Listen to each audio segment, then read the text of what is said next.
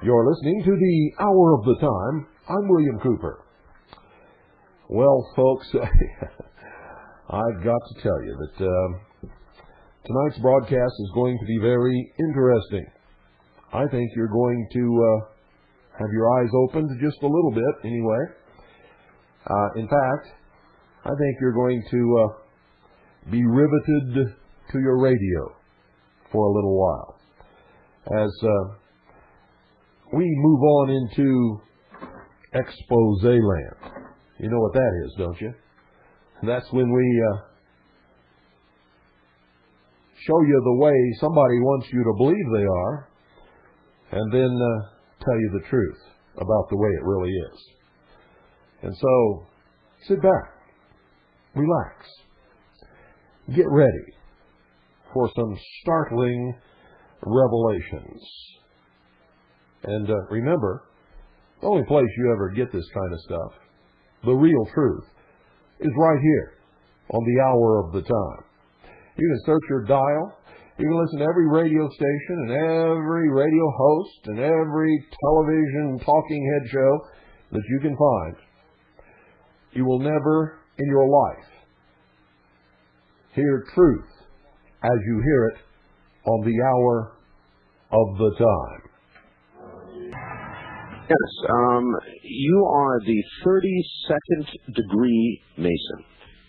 That is correct. All right. We're going to have to grill you. Oh, by all means. Now, it is said by many, Richard Hoagland, my guest tonight, various callers who hinted at it, that the Masons are the power structure behind everything. That the Masons possibly worship the devil, Satan. And I think you have great umbrage with that, at least that much of it, right? It offends me greatly. And now you know the subject of tonight's broadcast. Art Bell is doing it again, intentionally deceiving the public.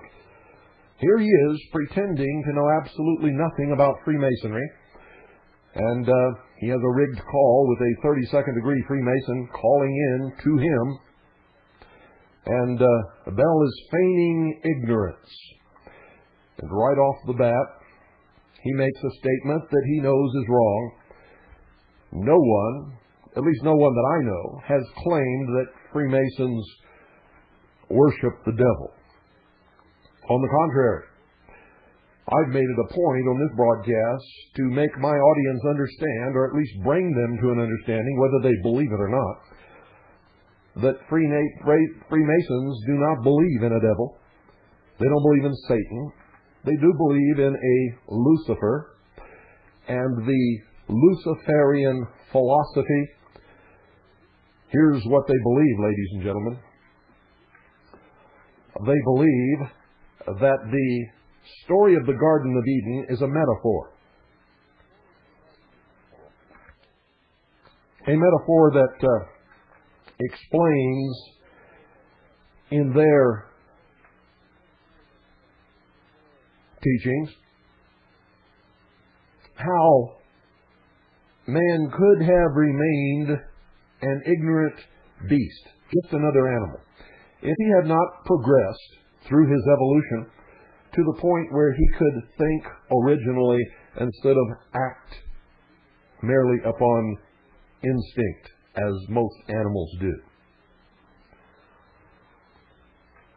They believe that man, in this metaphor, was held prisoner in the Garden of Eden by an unjust and vindictive God, held prisoner in the chains or the bonds of ignorance.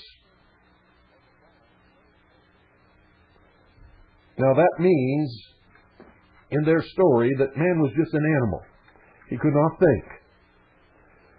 That he was set free from these chains, from his imprisonment, by Lucifer, or Prometheus, who gave man the gift of fire, or the gift of intellect, who said to Adam and Eve, first, according to the story, seduced Eve, to eat of the fruit of the tree of knowledge of good and evil. And then Eve seduced Adam to do the same.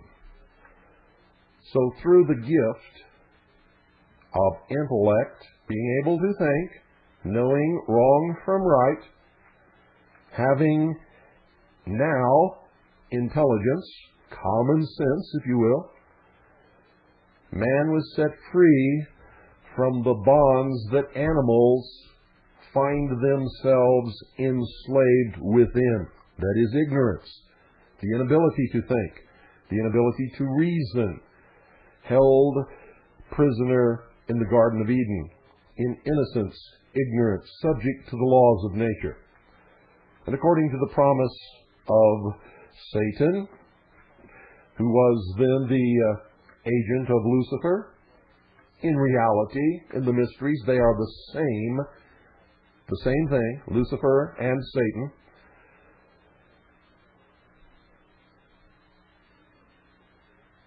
Man could become as God. That's the promise made to Adam and Eve in the Garden of Eden by Lucifer, or Satan. The two are the same in the mysteries. Same thing. Prometheus in the ancient Greek myths. It's the same story. In the myth, Prometheus brought the gift of fire to mankind. Fire in the mysteries is synonymous with intellect, the mind, reason, the ability to think. This is called the Luciferian philosophy. This is what all of the adepts of not just Freemasonry, but for sure Freemasonry, and all of the other highest adepts of whatever secret fraternal order you wish to name, I don't care who it is, I don't care what the name is, they all believe the same thing. And they all work behind the veil to make this come true. That through the use of the gift of intellect, man will conquer nature and will himself become God. That's the Luciferian philosophy. Art Bell knows that full well. Art Bell is a very highly degreed Freemason of the Scottish Rite. He may belong to other secret orders also, but he has admitted on his own broadcast to being a Freemason. Many of you heard him. It was late in the night when a caller caught him by surprise and asked him point blank, and he said yes. And then he said, "Are you a fellow traveler?" And the caller said yes. And then Art said, "Well, we're not going to talk about this anymore on this show tonight." And that was the end of it. So what Art Bell is doing here, and this was just a few nights ago, on his Dreamland show, I believe. No, it wasn't Dreamland, I'm sorry. But it was just a few nights ago, not too long ago, that this occurred. And I want to make sure that you know about it and know that he's deceiving you, and so is the caller. And if you have listened to our Mystery Babylon series, where we have revealed the truth about Freemasonry and all of the other highest adepts of the secret orders, and remember, we are not talking about the lower degrees in these orders, people who are sucked in for promise of material gain and preference and jobs and contracts and everything else, and legal matters, go in to get preferential treatment in their communities and in the legal system and in business and in government. The secret handshake will get you a long way, ladies and gentlemen. Don't even kid yourself that it won't. So let's listen a little further to this Art Bell deception. Oh, he is a great deceiver. And who is the great deceiver? Who is the greatest deceiver of all? Lucifer, right? If mankind was made by God, Mankind can be nothing more than a small part of that from which he was made. And since before God made the universe, nothing existed but God, everything that has been made in the universe must be made from what existed originally, and the only thing that existed originally was God. So the most that man can ever hope for is that somewhere within him he has the smallest portion of that original God which created everything from his own thought. The promise of Lucifer that man could become as God, or as it has been perverted. Remember, Lucifer promised man could become as God. Man has perverted that into man will become God, or man is God.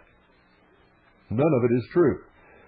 For no part can ever be equal to or greater than the whole. Listen carefully. Offends you greatly. And it especially offends me when people who ostensibly have good reasons for discussing whatever that you're discussing in regards to the Masons are severely deluded, or they have some other agenda as far as trying to make the Masons look like this, behind-the-scenes group that's manipulating things. So you deny that too? Oh, absolutely. When I was in the military... Then here's what the callers would say. Why has just about every single president of the U.S. been a Mason? Actually, to give you an exact figure, there's been 16 presidents, and the last one was Gerald Ford. Well, you've got to admit, with the number of presidents we have, that's a pretty high percentage. Yeah, about a third. That's a pretty high percentage. Well, also, there's a good chunk of the people that were in the Boston Tea Party that were Masons as well. What percentage of the general population is Masonic? Well, in the world, there's... Not the world, just the U.S. In the U.S., there's about 2 million Freemasons. 2 million out of 260 million, right? Right. Okay, those are the contemporary numbers. So how would we, looking back over the years, when the population was even less, and we could assume that the percentage of Masons remained the same, have ended up with that many Masonic presidents? Well, one of the things that I will say tends to be kind of a trademark of the Masons is that it does seem to have attracted members who have been significant contributors to society. And there you have a portion of the truth. Remember, they're only discussing Freemasonry. At the highest levels, the members of every single one of the different secret societies and fraternal orders belong to the same club. So it's not just 2 million, ladies and gentlemen. It's many more times that. Many more times that. But they get to a truth here. Number one, that fully 1/3 of the presidents that would admit that they were Freemasons or members of a secret society were indeed members of the Freemasonic order. 1/3 of all of the presidents of the United States. Now, I can tell you from my research that almost all of them, almost every single one of them, were members of Freemasonry or another secret order, and all were highly degreed. Some were members of the ancient order of the Rosicruci.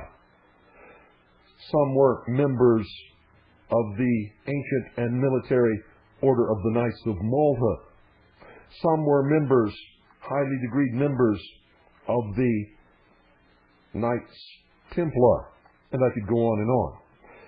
But I have found no president, not one, that was not a member, a highly degreed member of at least one of these secret orders, and all of them,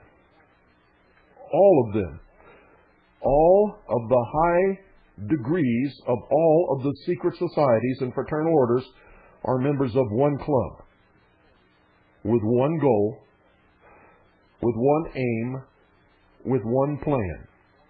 That's one world government, the elimination of all sovereign nation states, the elimination of all existing religions save theirs,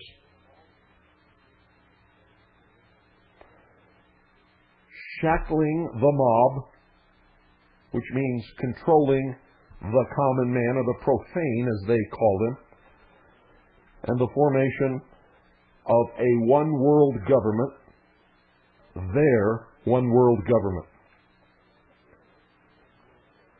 And you heard this 32nd degree Freemason say, he admitted, that the people who make things happen in this country are Freemasons and are the highly degreed members of the other fraternal orders also.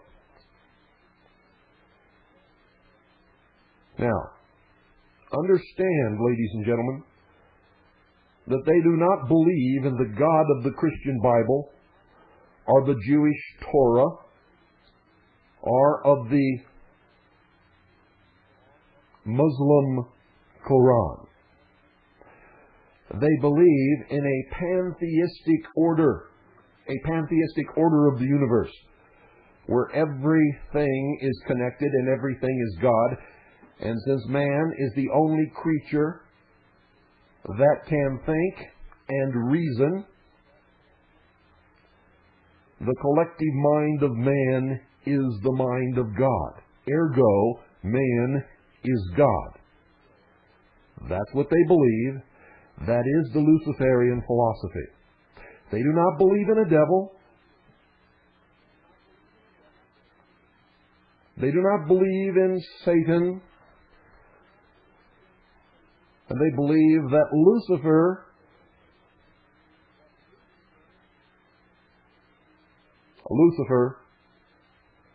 or the metaphor for Lucifer, which is the development of the mind of man, is the real hero in all of this. That if there was a Jesus, Jesus had his chance and blew it. Now it's Lucifer's turn. And you will hear in the depths of the mysteries that Lucifer and Jesus were brothers.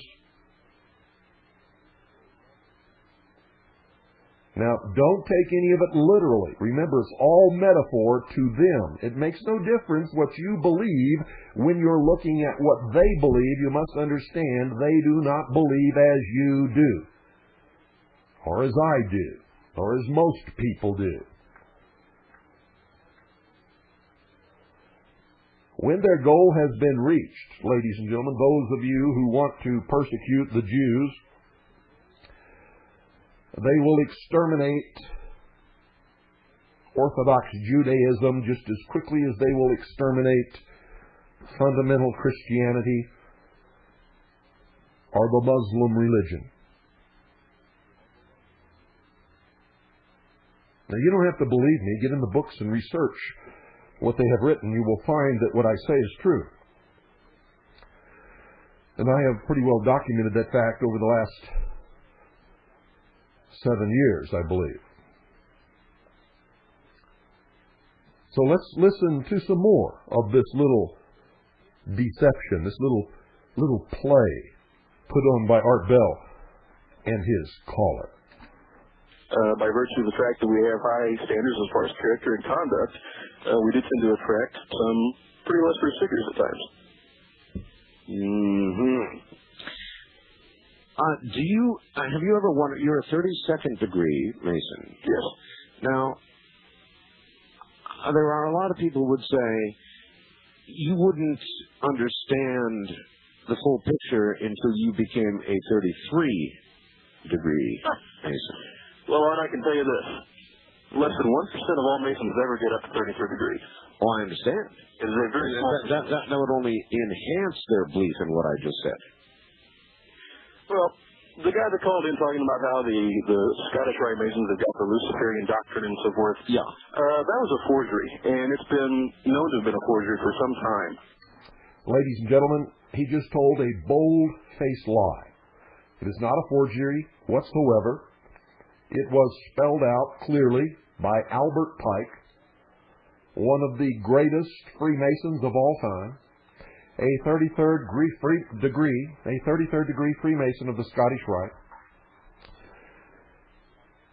who said that Freemasonry is a religion, and further named that religion as the Luciferian philosophy. He also said that the lower degrees are never told the truth. But with each initiation, they are told the same story, but given a different meaning. And that they do not discover the truth until they reach the 30th degree, not the 33rd degree, but the 30th degree.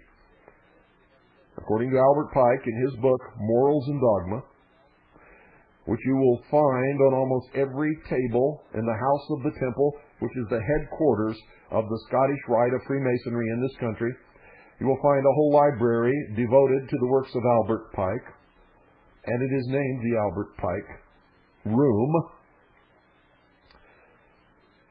For many, many years in the United States of America, every time a new Freemason was administered his oath as an entered apprentice, he was handed a copy of Albert Pike's Morals and Dogma. So what you just heard this man who claims to be a 32nd degree Freemason say is a bold-faced lie. It's just a flat-out lie. Not only did Albert Pike say it, but I have read to you in their own words from their own writings, publications, and newsletters and newspapers over the years, many, many different prominent Freemasons who said exactly the same thing. It is the truth. They believe in the Luciferian philosophy without question. However, in the degrees, as you go up the ladder of degrees, every time you must take an oath. And remember, there are side shoots from these degrees where you take many other oaths. And each time a Freemason takes an oath, he swears upon penalty of death that he will not ever divulge the secrets of the lodge, of the order, of the fraternity of Freemasonry. It even, in the degrees, in the oaths, gives them the dictate that rather than reveal the secrets of the lodge, they must lie. And it's okay to lie. And it's not a sin, and there's nothing wrong with it. So if you ever believe that one of these people, after he's taken all of these oaths, which if he violates means he must submit to a punishment of pain of death, if you ever believe they're going to tell you the truth about the real religion and secrets and purpose of Freemasonry, you're not playing with a full deck of cards. And if you believe their other contention, which they will tell you that, oh, these are only rituals and these oaths don't mean anything, then not only are you not playing with a full deck of cards, but you came to the card game with an empty six-pack. Because that's another lie. The assertion that grown adult men take an oath swearing upon pain of death that they will or will not do something and that it means nothing is one of the greatest deceptions of all. Because if that means nothing, then his oath in a court of law means nothing. His oath upon a Bible means nothing. His word means nothing. It means he has no honor. For grown men do not take such oaths if they do not mean them. Let's listen a little more. That is not a period Morals and Dogma, which I have myself.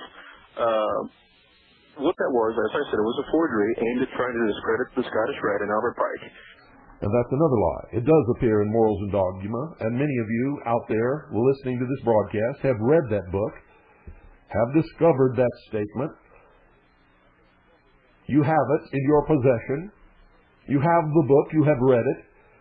What they count on, what they believe, is that the public has never read their writings, does not possess a copy of Albert Pike's Morals and Dogma, and even if they read it, do not have the ability or the intelligence to understand what it is that they read. But thanks to this broadcast over the years, the audience of the Hour of the Time does, has, and knows.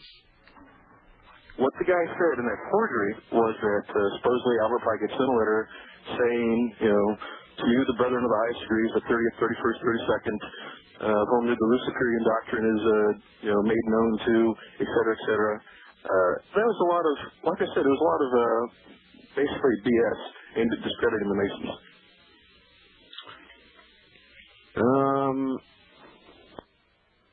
Notice how Art Bell feigns ignorance. I will say this again. Art Bell is a highly degreed Freemason of the Scottish Rite, at least 32nd degree. He has admitted to being a member during his own broadcast, and many of you heard that broadcast, occurred early in the morning. I know that many of you heard it, because I was not listening to that broadcast. A couple of you called me and told me about it, and then all of a sudden I received a whole series of letters from listeners who heard the same broadcast telling me in their letters what they heard. So, we went to order the tape of that broadcast, and it was not available for quite some time. When it was available, there was a conspicuous editing of the tape where that entire portion of the broadcast had been edited out, ladies and gentlemen. So, if you did not record the broadcast yourself, you will not find it on the tape. Hey? But you know darn well a lot of people sitting out there right now saying, yeah, right. Well, let me give you a little story here. When I was still in the service on active duty, one of my friends who was also somewhat inclined toward some of these conspiracy theories involving the Masons, he came up to me one day and he said, you just stay where you're at, you're going to get job hookups, you're going to get promotions, and people are going to do favors for you, you're going to get rich. Well, now, you're not denying, are you, that there's a definite inside old boy club within Masonic tradition? I'm not going to deny this happened in the past. It's not encouraged. One of the things that I was told when I joined the fraternity over 6 years ago was that anyone who describes himself or describes himself to be a Mason and then hands you a business card or tells you he's in some sort of field, does it for the wrong reason. And I firmly believe in that principle. Yeah, but it still opens doors, though. It's undeniable. Look, I'm a member of a fraternity. I'm a ham operator. Notice, ladies and gentlemen, that Art Bell, so that he cannot be accused of being a liar, just told the truth. Ham operators are not a fraternity. Ham operators are not a fraternity. When Art Bell said, I am a member of a fraternity, he was telling the truth. He is a Freemason. And then he said, I am a ham operator. And then he's going to use that as an example of how being a ham operator has gotten him certain things in life. And he's using the ham operator as a metaphor for his real, true Masonic experiences under the truth that he told, that he really does belong to a fraternity. Right. Okay? That's opened doors for me all my life. It's gotten me jobs. And I would say that the fraternity of amateur radio is somewhat less mysterious and, cohesive than the Masons. So I would believe that the Masons take care of their own. You wouldn't deny that, would you? I would deny, like I said, that in the past there has been times where people have gotten promotions or maybe a little inside info. But here again, that's not the purpose. I'm sure the same can be said for a lot of people who are in business. They're going back to the old philosophy of, who you know and so forth. Yeah. But as far as there being this big, behind-the-scenes group of power brokers, I find it laughable. To finish what I was saying about my friend that you told me You hear that he's willing to admit that it's happened in the past, but of course it doesn't happen now. Who does he think he's kidding? It has always happened. And if you read the ceremonies and the oaths in all of the degrees of Freemasonry, they are not only, ladies and gentlemen, being nice when they do something for their brothers in the fraternity. They are bound by their oath to help their brother Freemasons whenever their brother needs help, which means when he needs a job, which means when he's being prosecuted for a crime, which means when he is bidding for a contract, which means when he's up for promotion. If a Freemason is in a supervisory position and 3 men are up for promotion, one is a Freemason and the other 2 are not, the Freemason will be promoted. It is not up to their discretion. It is not something that they have a choice in. They are bound by their oath to do it. And when they reach a certain degree, ladies and gentlemen, the oath says that they absolutely must aid and comfort any fellow Freemason, no matter what he has done, no matter who he is. Treason, actually, that's wrong. It's murder and treason not accepted, which means even if they've created or committed murder or treason, all other Freemasons must help them, must hide them, must give them food, must give them shelter, must help them get away, must help them find a new identity and be established in a new life. Are you listening to me? I read the oath on this broadcast. Couldn't have been more. Had to be within the last 2 months. On this broadcast, I read you the oath verbatim on this broadcast. So again, he lies. Not only is it done, but it is absolutely required that he do it. That all Freemasons do it. It is not up to their discretion. It's not an elective. You'll get job hookups and, Right. So I said, I've been third second Mason for a couple of years now. This was, about 4 or 5 years ago. And I said, I've been a third second Mason for a while. And no one's come up to me and offered me job hookups and promotions and, these little bennies. I said, if you know about all this stuff, and you're not even a member, why don't you clue me in and save me a couple of years? Listen, can you hold on through a break? Oh, man. All right, good.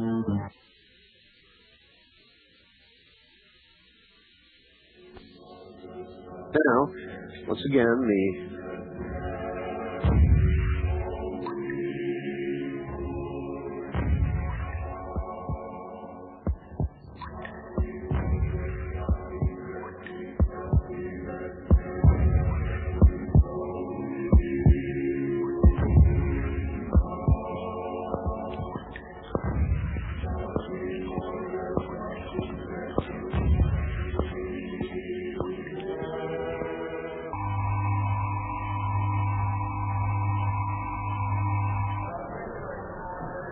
Yellowstone and the People's Temple was, in reality, a mass mind control experiment conducted by the CIA as a follow-up to something called MK Ultra.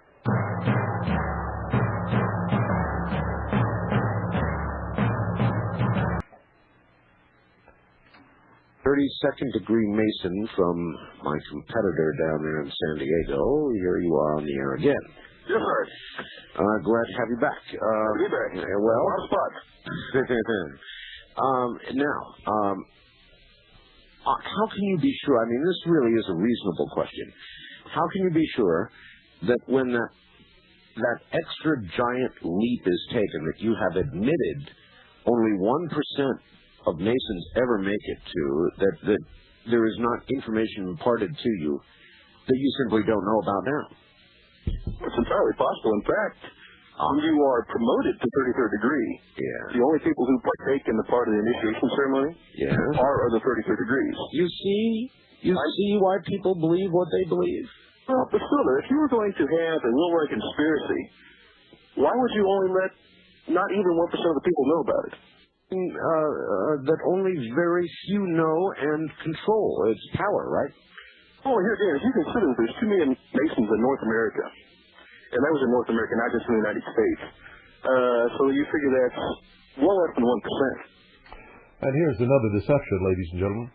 Remember, they're only talking about Freemasons, and so they're telling you that it's only 1% of the population. That's another lie.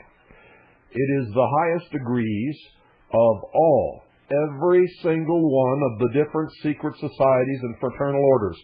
And if you honestly believe that there's only a small handful of them, go to our website at harvest-trust.org. That's harvest-trust.org. Go down the home page until you find secret, and then click on it.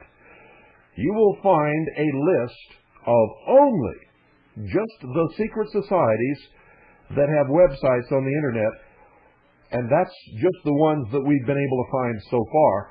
We know that there are more on the internet, but finding their website, ferreting it out, and making links to it is extremely time-consuming and very difficult. There are more. What you're going to see there when you click on that secret link on our homepage is just the obvious secret societies that we've been able to find so far. There are many secret societies that do not have websites. There are others that have websites that are accessible only by password. And there are some websites that we know of which we have not been able to ferret out yet. Some we have and have not had the time to put the links on the website yet. But what you will find will keep you busy for a long, long time. And what you're going to read on those sites will absolutely amaze you. And remember, it's a lot more than 1% of the population. The true numbers would absolutely amaze you. In fact, it's shocking. It's scary. Let's go back to the Art Bell and his 32nd degree anonymous Freemason deception here. Little play for the profane, so to speak. So if you're looking at less than 1% of less than 1%, yes, you're not talking about an incredibly small number of people that would be involved in this knowledge at the top. That's right. And when you consider, I personally know several 33rd degree Masons. Yes. And it's not like they're bankers or financiers or captains of industry. There are a lot of guys who just happen to have been in the fraternity long enough, contributed enough as far as service or so forth to get to that point. It has nothing to do with service as a Freemason as to whether you are invited to become a 33rd degree. And ladies and gentlemen, listen to me very carefully. The 33rd degree is a meritorious degree bestowed by invitation only. And it is not always bestowed just on Freemasons. It can be bestowed on high-ranked or highly degreed members of other fraternal orders, because the 33rd degree is not, ladies and gentlemen, a regular degree of Freemasonry of the Scottish Rite. The degrees end at the 32nd degree. They can make anyone they wish a 33rd degree Freemason. I have records where an individual was selected because of his performance toward the completion of the great work, which is the elimination of all nation states, the elimination of all existing religions save theirs, the shackling of the mob, and the creation of one world government. That's their goal. That is their goal.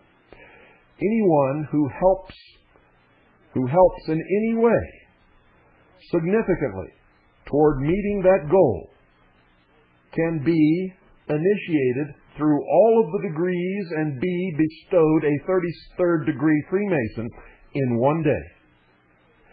In one day, ladies and gentlemen, it has happened many times. And not necessarily just to Freemasons. And that's why a guy that works in Radio Shack can be a 33rd degree Freemason. because it's not his work at Radio Shack that made him a 33rd degree Freemason. He may have published many books propagandizing the populace to believe in one world government, to believe that existing religions should be put aside. He may have worked in the public eye as a city councilman to guide his city into the New World Order. They want you to think that these people have made no contributions other than being in the Fraternal Order for many years.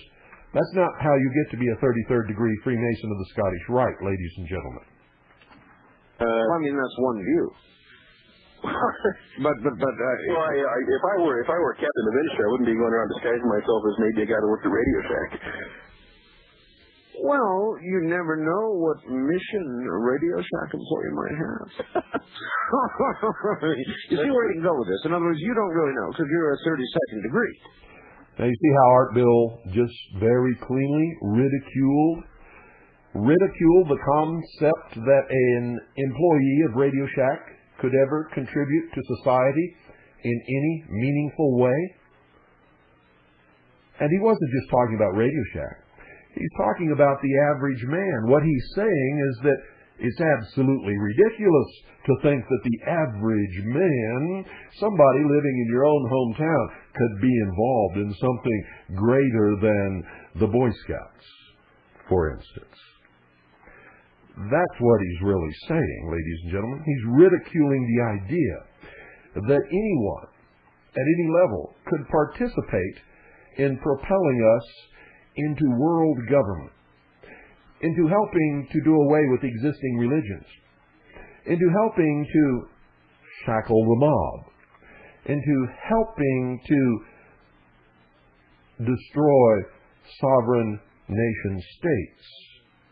But if you've been paying attention, you know that Art Bell just insinuated a lie. Well, I can always, at some point, I like to think I'm at least a possible candidate to make it, but I can always call you back after I make 33rd in case something changes. No, but you'd never call me back if you made 33rd. Oh, certainly I would. No, you wouldn't. It gives me great pleasure to shoot some holes in some of these immediate fantasies and conspiracies I hear. Now, Art Bell just told the truth. If he ever makes 33rd degree, he will never call back, and he will never tell the truth about it. In fact, he has not told the truth about anything yet. He has disguised it. He has taken an oath upon pain of death not to reveal any of the secrets of the lodge. In fact, his oaths tell him that if faced with telling the truth, telling the secrets, or telling a lie, he must tell a lie. Art Bell knows much more about the 33rd degree than what he's letting on. Maybe Art Bell has already reached that pinnacle of the 33rd degree of the Scottish Rite of Freemasonry. He may have. For I can tell you, quite frankly, and with all the truthfulness in the world, that Art Bell is doing as much or more than anybody ever has to destroy the concept of sovereign nation states, destroy all existing religions, to shackle the mob in the chains of ignorance with all of the deceptions and lies and hoaxes that he promotes on his broadcast, and to propel us into one world government.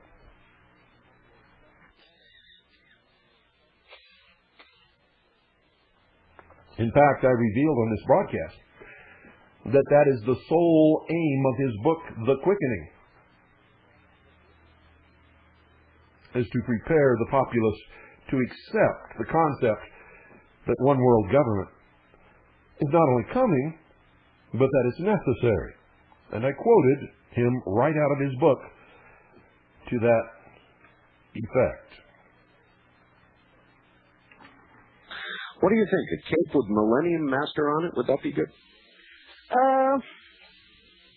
Here again, well, you might get some black from the M&M Mars company since they've already got M&M as kind of a everybody sues everybody. Copyright trade. That's true. Yeah, you're right. And Mr. Millennium would be no different. It's an idea, though. How about just ABC? Art Bell's cape. Art Bell, by the way, has dubbed himself Millennium Master, or Mr. Millennium. And you'll find that on his website, that he is now called Mr. Millennium, or Master Millennium. And with this little series here, they are ridiculing any perception or any idea that anyone in a secret society or fraternal order could possibly be involved in anything other than, well, some boyish pranks, dancing around candles in robes at midnight, taking silly oaths that actually mean nothing. Well, that might be an idea too, of course. Or American Broadcasting Corporation might be a little upset by that. They kicked off Art Bell's cult. ABC. That could work too. Thanks for the... Or Art Bell's conspiracy. Goodbye. We'll see you later. Yep, you bet. First. And that's it, folks. That was the little play that they gave us on the Art Bell Show just a few nights ago.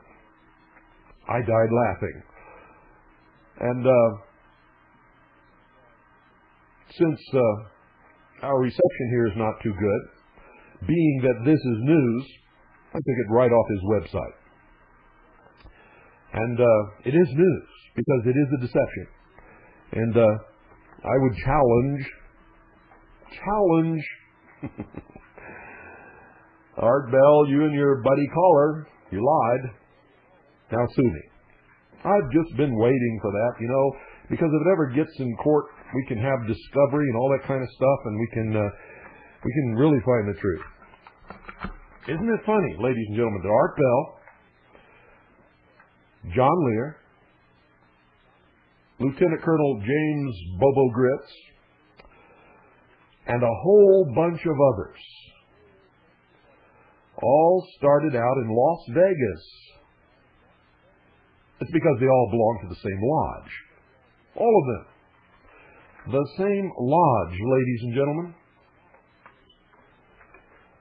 After all, it's the city with the Luxor Hotel and the MGM Grand, which, by the way, from the air looks a lot different than it does from the ground. It's a huge green cross. What was the first flag that Columbus planted on the shore when he landed in the New World? It was a white flag with a green cross. It was not the flag of Spain. That was the next one. The first flag he planted represented whatever secret order it was that he really represented. And, of course, if you visited the Luxor, you really took a trip into symbology. And notice that the lion of the MGM Grand is looking directly at the Luxor. And so, we have sort of made a little circle here, haven't we? This just complements the many tapes that we've done on these subjects, most of which are much more meaningful than what you've heard so far tonight. However, what you've heard tonight should be illuminating, to say the least, and should cause you to open your eyes, should cause you to listen a little better. Here's my admonition to everyone. I don't care who you are. Listen to everyone. Read everything. Believe absolutely nothing. Not even what I say, not what your mother says, not what your priest says, not what your minister says, not what your brother says, not what your boss says, and especially not what your teachers say, unless you can prove it in your own research that you must conduct with due diligence. The truth is elusive at best. And anyone who relies upon anyone else to tell them the truth is in reality a puppet. A puppet belonging heart and soul to that person. And whenever they pull the strings, of course, you believing that they're telling you the truth, you will dance to that tune. And you will dance until you're exhausted and fall down dead, if that's what they want you to do. But you will be enslaved mentally within the confines of your own skull because of your own stupidity. This is the age of deception, ladies and gentlemen. This is the most deceptive age in all of the history of the world. If you think people were deceived in the past, if you have read history and you think people were living in ignorance, if you think that they were deceived by their kings, their queens, their sultans, their emirs, their lords, their masters, their religions, their governments, their families, whoever, those people had it made compared to the modern man and woman. Because information is so pervasive and so easy to control. Not only easy to control, but easy to warp and change and manipulate. Especially with television. People would much rather watch something than read something. And they don't much like to hear anything at all. Under circumstances like that, ladies and gentlemen, people can be mesmerized, their minds can be controlled, neutralized, and maybe even eliminated, simply by the little boob tube in their living room. If the person speaking to them, or if they perceive the broadcast to have been created by authority, they will believe it without question. And that goes for at least 95% of the population, of any given population. Most people will look around for someone who will tell them what they already have decided they wish to believe, and when they find someone who will tell them that, they will follow them without question because it makes them feel good. Isn't it amazing that many people choose Art Bell to be that person? Because he gives them a fantasy world that they would rather believe exists than the reality of the one in which they live. You're listening to WBCQ, Monticello, Maine, USA.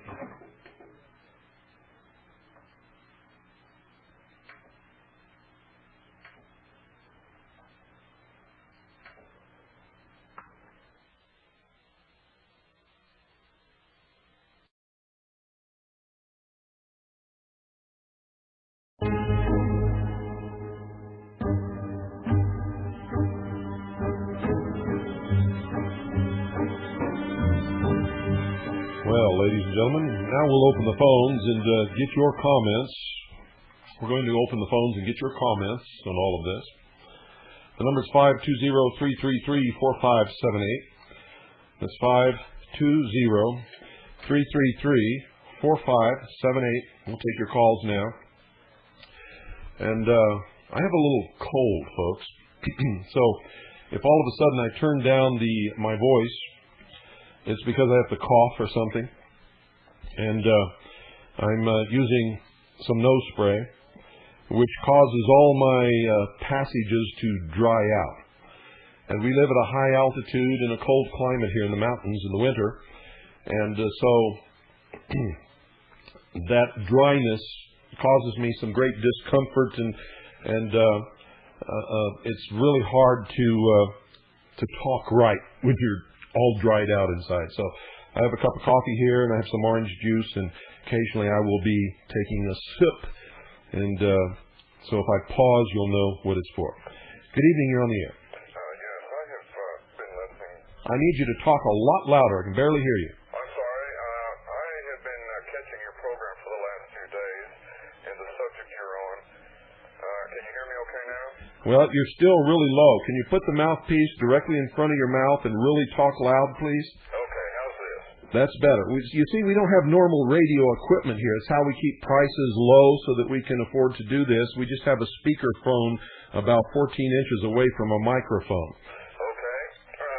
I'll start over. I heard you for the last few nights on this subject, and it seems it corresponds with some books I've been reading. Uh-huh. And it's quite enlightening what I'm learning from different sources at the same time. And I haven't been listening to your program very long, but I have come to understand that you are, I don't know how to say, maybe pro-militia, as I am as well. Absolutely. It is the duty of all Americans.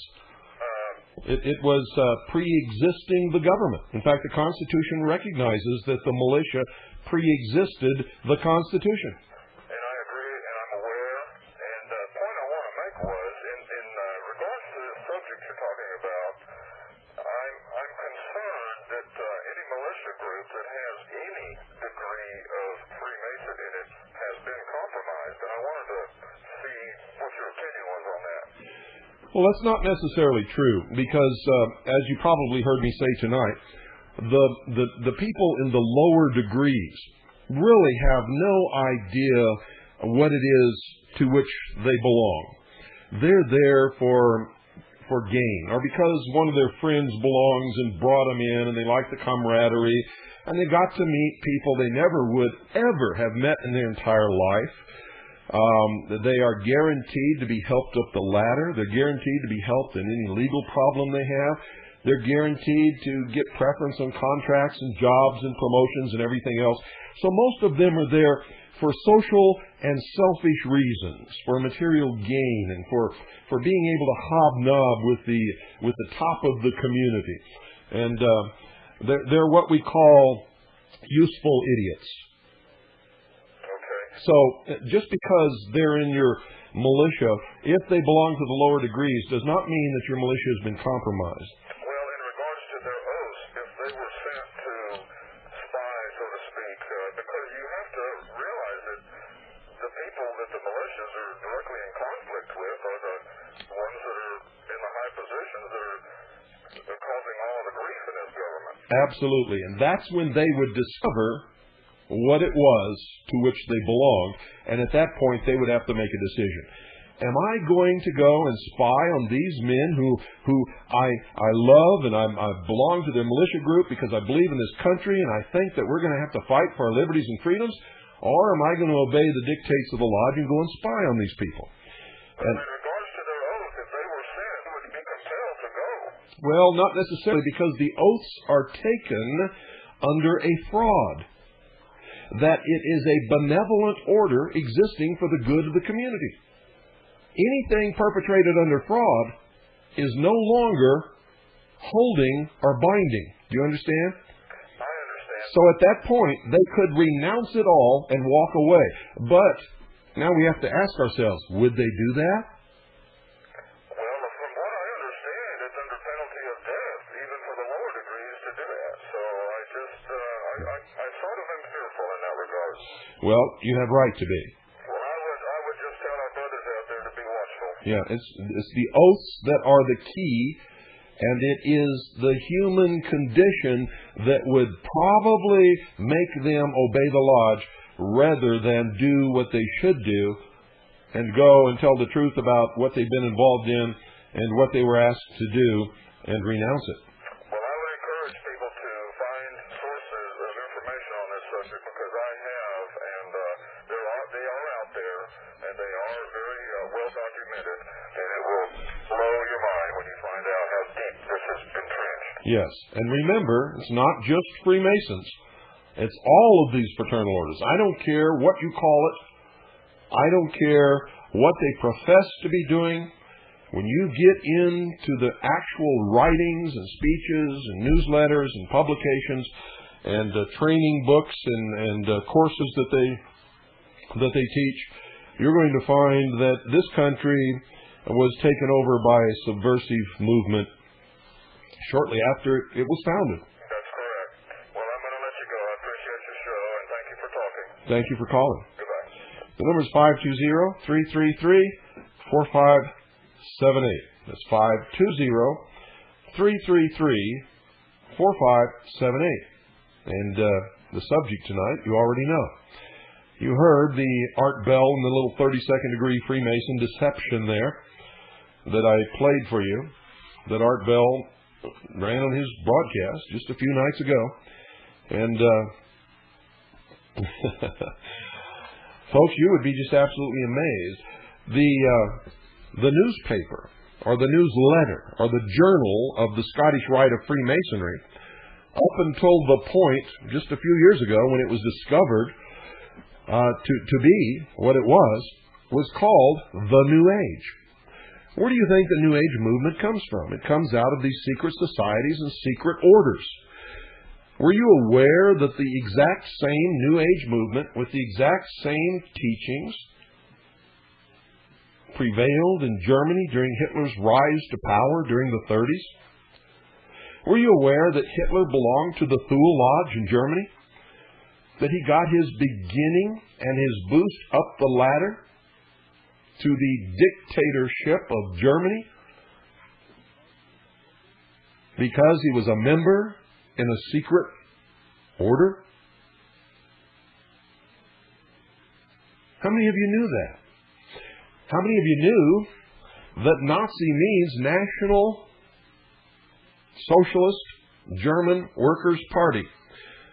It doesn't mean National Right-Wing Conservative Constitutionalist Christian Party.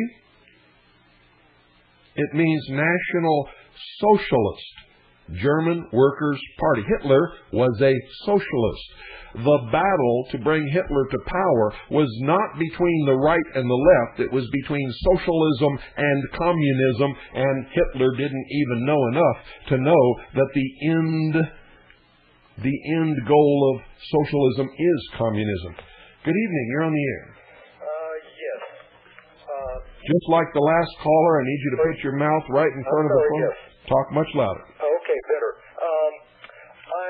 Listening to your program, and I'm just wondering if there's some good books around that you may be able to offer, or that I can pick up someplace to more or less, give me a fuller education on this. First one you need to look for right off the bat is Morals and Dogma by Albert Pike. If you go to enough used bookstores, you will find it.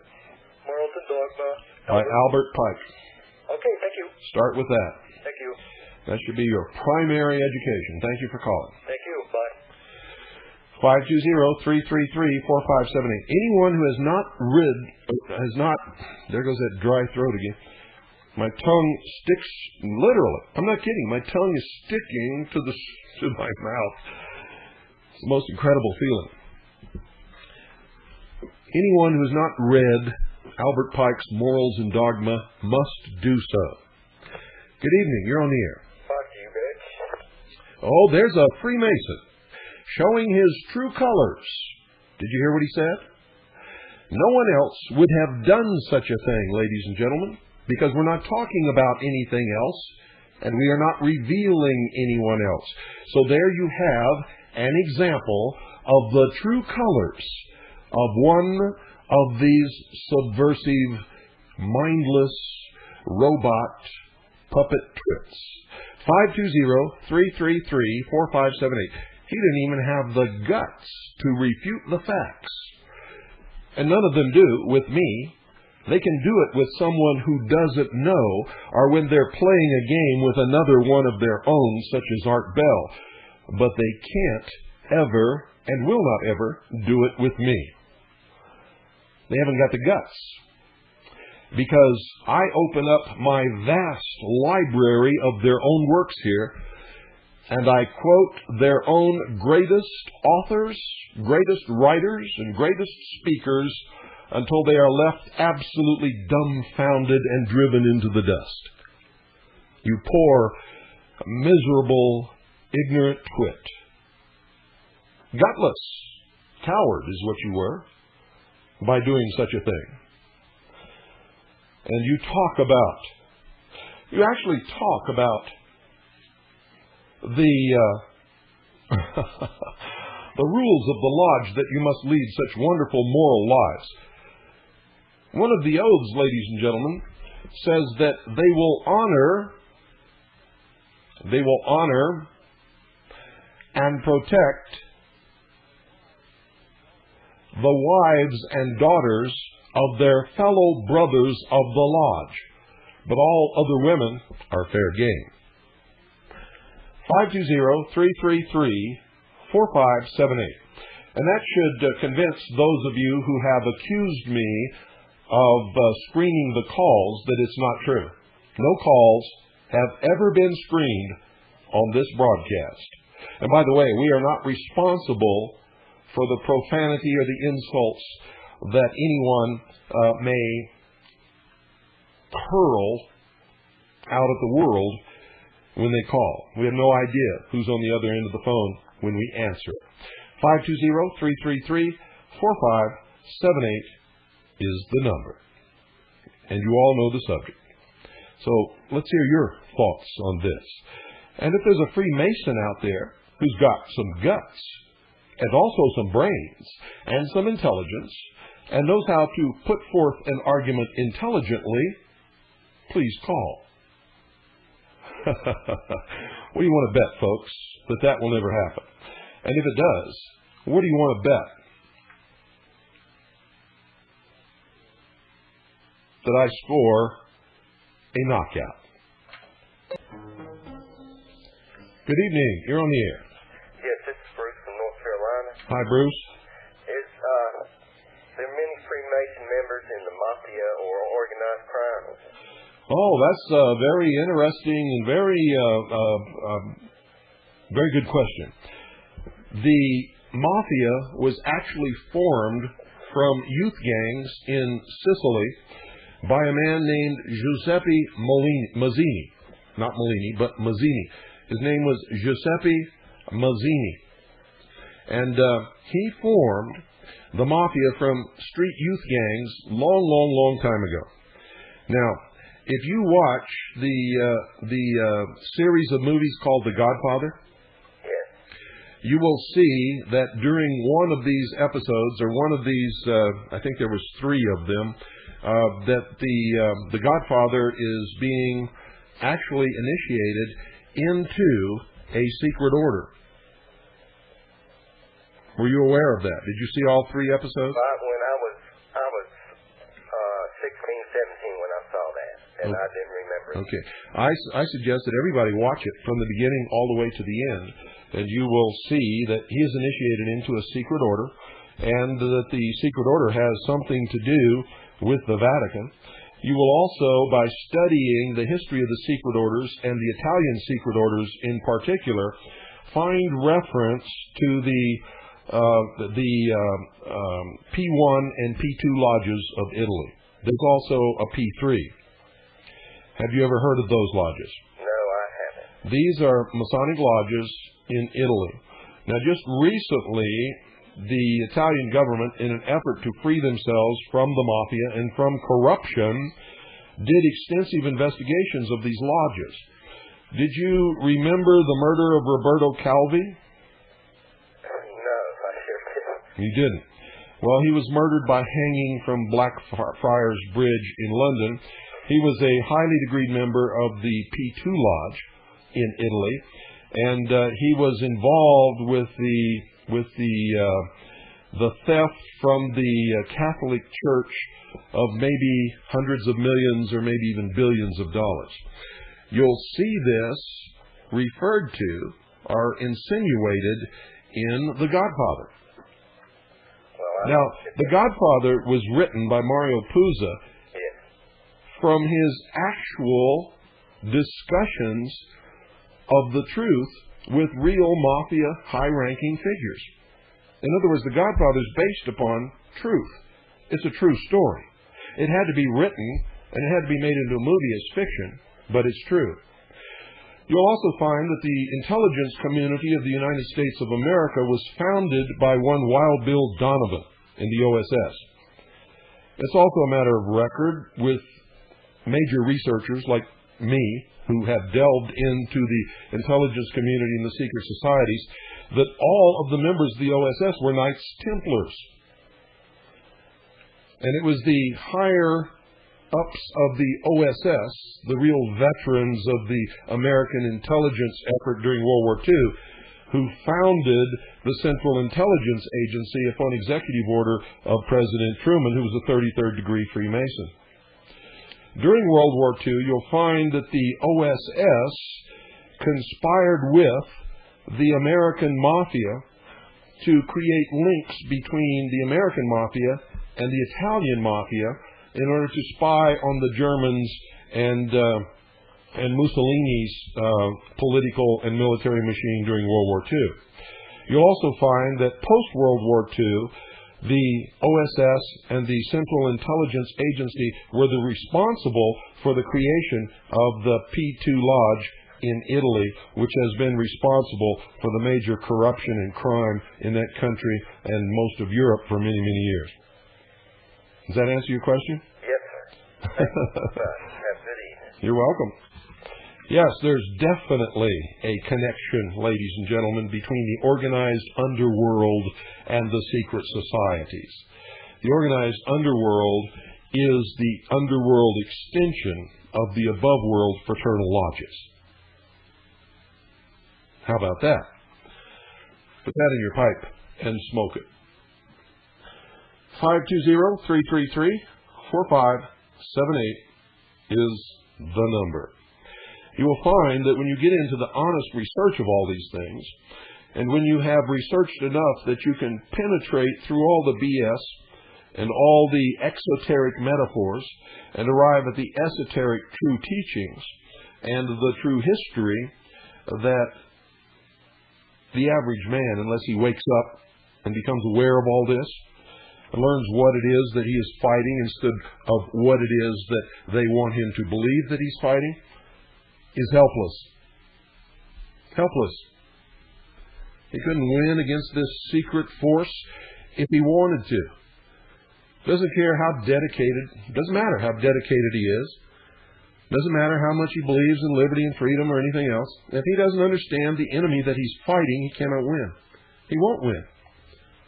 Just as simple as that. These people are not interested in freedom. They're not interested in liberty. They're interested in control. And the first thing that a Freemason learns when he joins the lodge is absolute obedience to the master of the lodge and to the Grand Lodge of his state. Good evening. You're on the air. Hello, Bill. How are you? I'm fine. Bill, the Scottish Rite puts out a journal in Washington, D.C., doesn't it? Yes, it's now called the Scottish Rite Journal. It used to be called the New Age. I have almost every copy that's ever been printed. Well, how about bringing us up to date on who's in charge of the journal now? Do you know who they are? Who's in charge of the actual printing of the journal? Yeah. Why don't you tell us? And who sits on the board? Why don't you tell us? Okay, let's start with these gentlemen. Right in the first place here, we've got, I believe it was in either November or December, Mel Tillis, who's a 33rd degree Mason. He's the musician over at Branson, Missouri. Yes. And we've got the Secretary of Agriculture, Daniel Glickman. Yes. They were both conferred to the 33rd degree, I believe it was the 14th of December of this past year, 68? 98. 98, yes. Yeah, now here's the editor-in-chief of the journal. His name is C. Fred Kleinneck. He's a 33rd degree Mason. Remember him back there in politics not too long ago? Yes, I do. And the managing editor now, at the present time, is Dr. John C. Boediger. That's B-O-E-T-T-J-E-R. He's a 33rd degree GC. I guess that's Grand Commander. That Grand Commander also denotes Knights Templar. Yeah, okay. Now we've got the business manager. It's Rear Admiral W. Gene Sizemore, 33rd degree. How about that? Ex Navy, retired. Now, here's the interesting ones here. We've got editorial board. Ex-Senator Alan K. Simpson, 33rd degree, honorary chairman. Ernest Borgnine, 33rd degree, honorary chairman. You remember they made a movie, it was called The Wild Bunch with William Holden? Yes. And Ernest Borgnine Yes. Remember who William Holden was? He was Pike. Uh-huh. And that was a political movie. They ought to go back and get that Western and read it. Now, let's go on down this list. We've got honorary co-chairman is Warren D. L-I-C-H-T-Y, Esquire. He's a 33rd degree. We got Dr. S. Brett Morris, Executive Secretary. Then we've got Donald G. Brotzman. That's B-R-O-T-Z-M-A-N, Esquire. Then we've got Darrell J. Brown. These are all 33rd degree. Sure. Park A. Dodd Jr., Harry E. Eccles Jr., that's E-C-H-O-L-S. Then we've got O. James Horton Jr., and we've got Pierre Normad, who happens to be a 32nd degree, KCCH. That's Knights Templar. Yeah, these are the guys that's running it now. Now, let's get over in here. Here's an interesting article. You know, also, I want to make a point. You said C. Fred Kleinitz. Yes. C. Fred Kleinitz used to be the head of NASA, National Aeronautic and Space Administration. Mm-hmm. I've been saying that for years, and people, they all know that. Well, I'm going to send you a copy. But they didn't know that he was a 33rd degree Freemason, and I've been challenged on that. Now you have confirmed it. Well, I'm going to send you a photostat copy of it, and then everybody will know it. But I also want to give you something very interesting here when I said we have all of these, I wasn't joking. I just don't have them right in front of me here tonight. But now we've got one over here that it really should interest everybody. It's on Orange, California, if I can find it here. Just a second here till I turn the page. We've got Rabbi Sidney S. G-U-T-H-M-A-N. He's a 33rd degree Mason. And this is at 5036 Allerton Street, Long Beach, California. That's his address. Now, don't give out people's private addresses or phone numbers. We don't want anyone to be hurt because of us. Yeah, okay. Well, now listen to this here. It says Sidney S. Guzman is a member of the Civil Service Commission of Long Beach, California, and a former Grand Chaplain of the Grand Lodge of California. Recently, the Long Beach Veterans Administration Medical Center awarded him a special merit citation for his work as chaplain, and he is rabbi of Congregation Shalom, Leisure World, California, a longtime member of the Long Beach Scottish Rite Bodies and chaplain of the El Malachi Shrine Temple. Incidentally, John Wayne belonged to that also. Yes, he did. Rabbi Guzman was recently appointed chaplain of the Long Beach Police Department, the first time a rabbi has been so honored. That's interesting, isn't it? Well, yes, it is. And it goes on, there's quite a few more, but I'm going to photograph this and send it to you, and maybe some of the guys that don't believe that this stuff is going on, they can write for a copy, and you can send them one for $5 or something. Yeah. C. Fred Kleinitz was the head of NASA during the Apollo space program. Mm-hmm. Isn't that when... Doesn't that ring a bell? I think a couple of those guys got burned up down there, didn't they? Well, all kinds of things. But if you'll look at the names, the Apollo space program. Who was Apollo? Yeah. Apollo was the sun god. Well, Buzz Aldrin.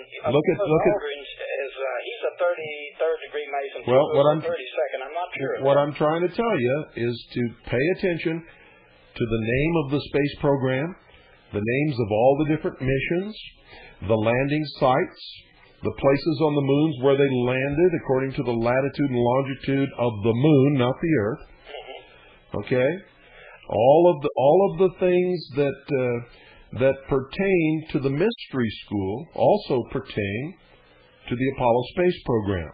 Well, sure, and that's what makes me. I never believed that they went to the moon. I still believe this. Well, they didn't. That was ever perpetrated on the people. Yeah, they did not go to the moon in the Apollo space program. I think they went to the moon, but it was out in Hollywood. Well, moon makers. You got that right. Bill, there's a lot more information, and I'm going to get it out and send it to you. Good. And I think you'll find it interesting. But I'm sure at one time before you went off the air and I lost track of you, I think I sent you a copy of where the Masonic orders out of France was the leading overthrowers of Russia in 1917. Yeah, the false.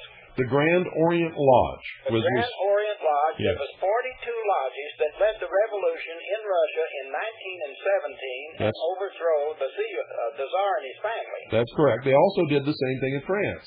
The Grand Orient Lodge was responsible for the French Revolution. Absolutely. They were also responsible for the peasants' revolt in England, which tried to overthrow the English crown. And here in this country, it was not the Grand French Orient, but what they called the Jacobins, but they were aligned with the Grand French Orient, and France, in honor of the Masonic Revolution in this country, gave us the gift of the Statue of Liberty. Right, and also you remember it was Lafayette, Mason, that brought all the guns over here. That's right. Platinum. So I mean, this has been a Mason revolution for the last 225 or 30 years, and all you got to do is get a hold of some of their books and read it. That's right. You'll know this stuff is going on. That's true. This new world order is nothing but a bunch of Masons trying to formulate this thing right here and make us all peasants in the world. Well, not just Masons. It is the highest. Yes, there's other organizations working with them. Well, it's not so much organizations. It's the highest degrees of all of the secret organizations, which together call themselves the Brotherhood of Man or the Illuminati. Bill, I've got books on these guys that you wouldn't believe. Well, you would, because you've read this stuff. You know it. But there's stuff in here. Did you know a Mason can't even be kicked out of the lodge for treason? Did you know that? That's right. In fact, they must give him aid and comfort and shelter. Well, he's a world citizen, see? So anytime he commits treason in a country where he's living, he's really not committing treason against the Masonic order. He's committing treason against a subject country. Yes, that's correct. This is the thing that goes on. And like you say, now I'm not referring to Blue Lodge Masons. I'm referring to the highest-ranking Masons in the world who have suckers out of the Blue Lodge Masons. And this has been going on so long till it's pathetic. Most Blue Lodge Masons are really ignorant of what's taking place. You're right. And they also have secret agreements with the governments wherein their lodges exist. For instance, here in the United States, the government has agreed, and there is an agreement between the lodge and the government, that no Freemason can be arrested or persecuted or shot or anything else if he is actually within the doors of the lodge. And police officers have no authority within the lodge. We just had two Masons here in central Missouri that raped. They was having one of their big shindigs, and they took these women upstairs and raped them upstairs. Like Bill Clinton's pulling that stuff. He's a DMLA, I believe. Yes. He's probably a full-fledged Mason now. But anyhow, these two Masons raped these two women, and it come out. It was the headlines of the Springfield, Missouri Leader newspaper. It was about a year ago. Nothing never happened to these guys. They just swept it under the rug. Sure. But if that would have been somebody else, they'd went to jail for it. Well, especially in the state of Missouri. Missouri is one of the most prominent Masonic states in the Union. Yeah, Bill, there's 121,000 Masons in the state of Missouri. That they are willing to make public. Well, that's what their books read, but now that's not... Well, you don't have access to their books. Those are the secrets of the lodge. Of their lodges. Yeah, those are the secrets of the lodge. There's 54,000 Masons in the small state of Arkansas, too. Yes. And out there in Arizona where you live, you've got 14,006 or 700. Well... There's not as many Masons in Arizona. Well, now, let me say this again. You don't know that. Well, those numbers are secrets of the lodge. They only make public what they want to make public, and they will never reveal the membership of a Freemason who does not want to be revealed. Yeah, well, I'm saying this is in their book. It's the official registry of the Masonic Lodge. This is the number they give. Well, I've seen those numbers, too, and I'm not sure that they're true. Well, there's probably more than what the book says. It's like you say, if you don't want to be... outed, as they say in the lesbian world, then they just keep it quiet. That's true. But Bill, it's been nice talking to you, and I'm going to send you some stuff and let you read up on this, and maybe some of these guys that don't believe this stuff, have them to write in and send them a little brochure of it. It's public knowledge if they want to look for it. Well, some of it's public knowledge. It's not all public knowledge. You have to look real hard to get into the secrets of the lodge. If you'll search these bookstores and find some of their old Masonic books that goes back around the turn of the century, they didn't hide it too much because most people back in those days didn't get a chance to get out and read this. Yeah, the older the books, now that they're dead and gone, these books are out there. Yeah, the older the books, the more truth you will find in them. You got that right. Thanks, Bill, for taking up your time. Well, thank you for your call. 520-333-4578 is the number. This is a very good call. But don't think that it's so easy to find these things out, ladies and gentlemen. It took me about 25 years. But you can find it if you want to look, and if you want to study, and if you want to read, and if you want to delve and ask questions.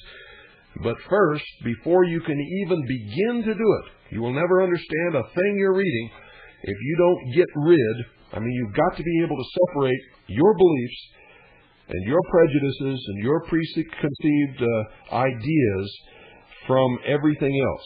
You cannot apply what you think you know, or what maybe you really do know, to what you're reading and make it come out right. Because what they believe and what you're reading is completely different from anything that you've ever learned or believed or known in your entire life.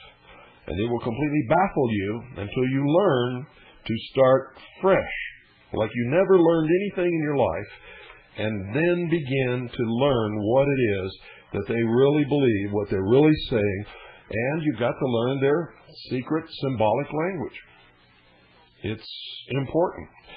You see, folks, Freemasonry is an occult secret society, and all Freemasons have aligned themselves with the occult.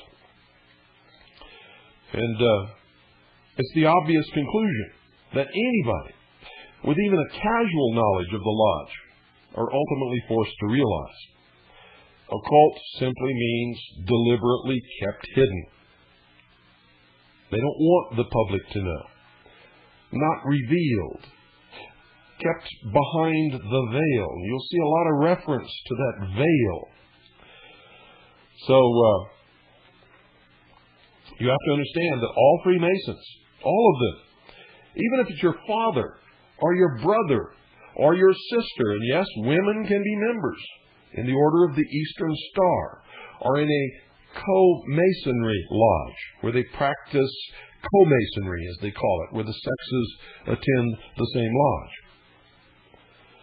You have to understand they cannot and will not ever tell you the truth. And no matter how skillful a liar they may be, no matter how convincing they are, when they tell you that, oh, I wouldn't lie to you, you're my son, or you're my daughter, or you're my wife, I would never tell you a lie. This is what the lodge is all about. And then they spin their little web of deception. Listen to me very carefully, ladies and gentlemen.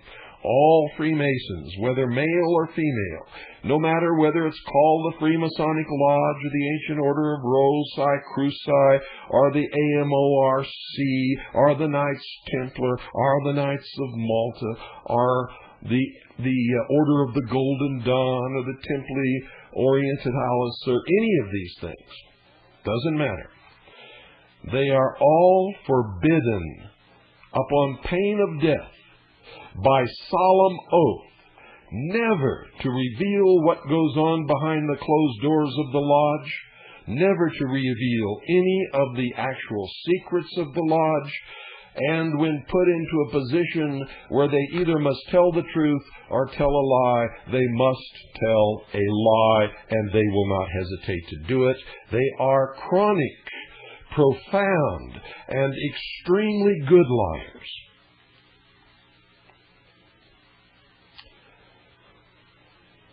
So don't ever believe that when you sit down with one of them and they tell you that it just isn't true what you hear. This is what we're really about. This is what we really do.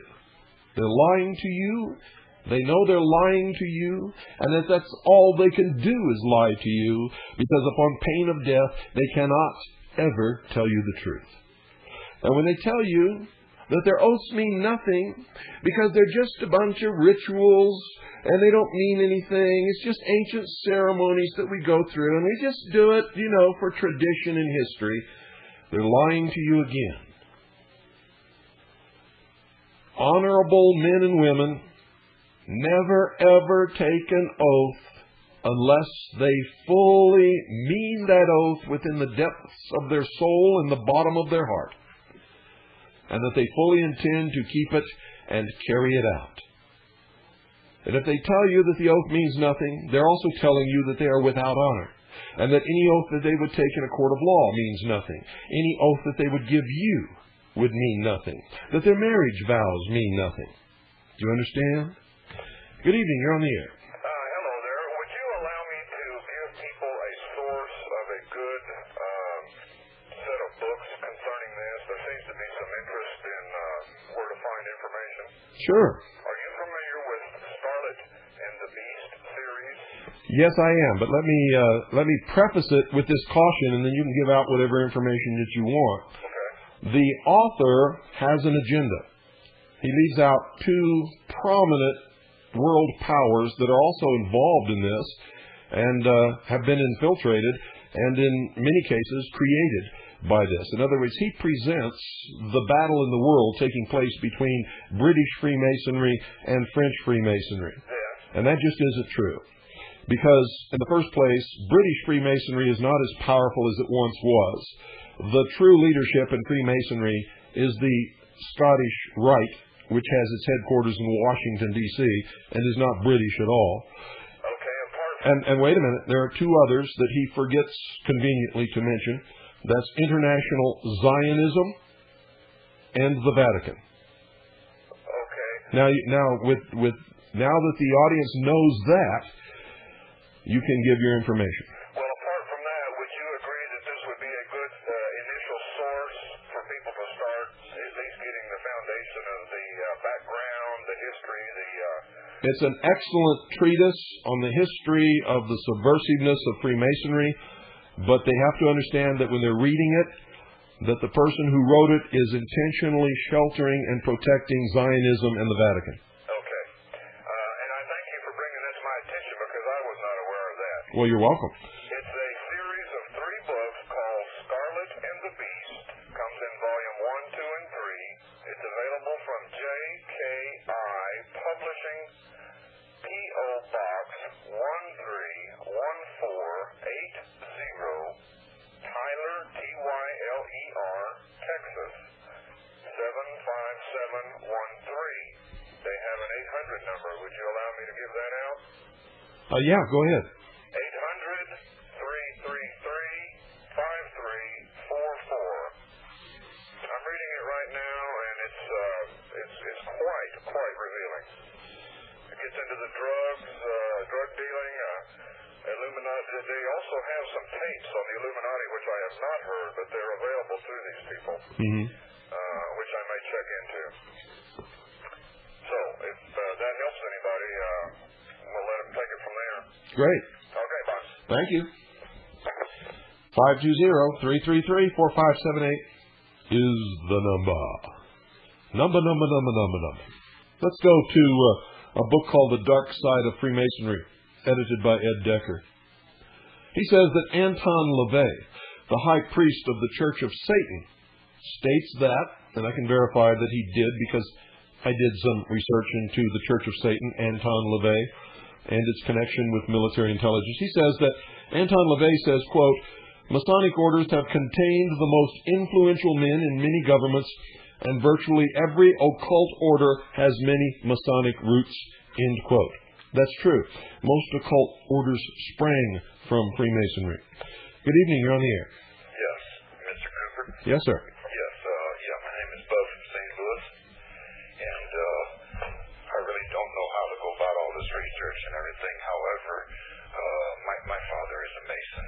And you're not alone, by the way. Many people's fathers are Freemasons. And pardon? I said you're not alone in that respect. Yeah, I read your book, and Behold a Pale Heart. Mm-hmm. And I gave it to my father to read and my mother to read. She's Eastern Star, that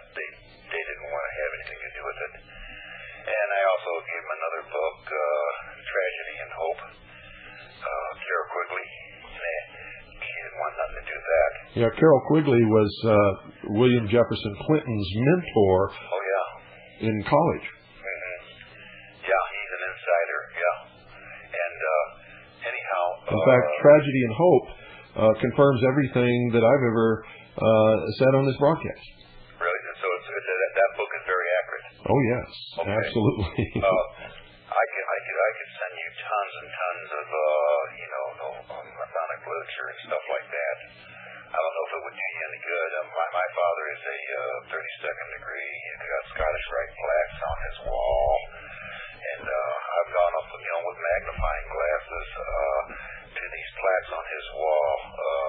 And it's got even a quote from the Koran. They're like they're an umbrella encompassing all religions. Is this what they're trying to do? Or no. In fact, they don't encompass any religions. What they are is a religion unto themselves wherein man is God. They worship the intellect. I asked him a direct question one time. I said, does your lodge confess that Jesus Christ is Lord? He says, no, we won't do that.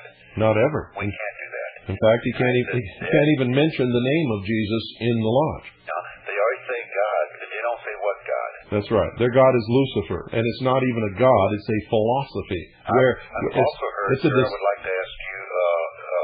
There's a company that I found that I can get the copy of Pikes. I can't really think of his first name. Albert. Yes, Albert Pikes.